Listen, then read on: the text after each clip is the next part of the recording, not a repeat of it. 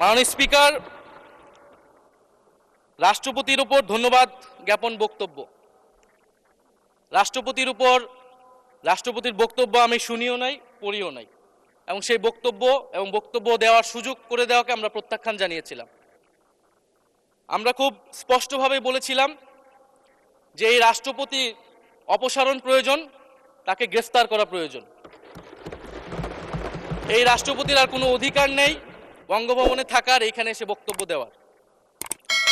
President Shahabuddin Chuppu, তার কিছু কুকীর্তির কথা মাননীয় স্পিকার হাউসের সামনে তুলে ধরছি। তিনি দুদকের কমিশনার ছিলেন। তাকে দুদকের কমিশনারের করা হয়েছিল 3টি অ্যাসাইনমেন্ট দিয়ে। 1 নম্বর হচ্ছে খালেদা জিয়া এবং তারেক রহমানের বিরুদ্ধে দুর্নীতির অভিযোগের শাস্তি নিশ্চিত করা। 2 নম্বর পদ্মা সেতুর দুর্নীতির অভিযোগ থেকে আওয়ামী লীগকে ক্লিন চিট দেওয়া। 3 নম্বর ফখরুদ্দিন মঈনুদ্দিন সরকারের সময় শেখ হাসিনা সহ আওয়ামী লীগ নেতাদের বিরুদ্ধে হওয়া দুর্নীতির মামলাগুলোকে বাতিল করে দেওয়া। এমন একজন ব্যক্তিকে বিএনপি সরকার রাষ্ট্রপতি হিসেবে এখনো মেনে নিচ্ছে মাননীয় স্পিকার।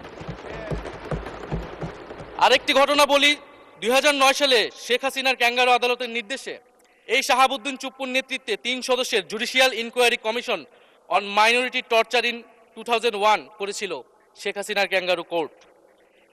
এই প্রতিবেদন অনুসারে বিএনপির 26,000 বিএনপির নেতাকর্মীকে 2001 সালে ক্ষমতায় এসে কয়েক হাজার হিন্দুকে তারা হত্যা করেছে, এজন্য দায়ী করা হয়েছিল মাননীয় স্পিকার। এবং আওয়ামী লীগ এই রিপোর্ট দেশে বিদেশে এই রিপোর্ট ফেরি করে তারা নিজেদের এখানে ক্ষমতায় থাকাটাকে পাকাপোক্ত করেছিল। মাননীয় স্পিকার, এই রাষ্ট্রপতি চুপ্পু এস আলমের হাতে ইসলামী ব্যাংকে তুলে দেওয়ার কারিগর, 2 কোটি আমানতকারীকে পথে বসিয়েছিল। এবং জুলাই গণহত্যার সময় তার ভূমিকা, ফ্যাসিবাদের সাথে তার সংশ্লিষ্টতা সবকিছু আমরা জানি।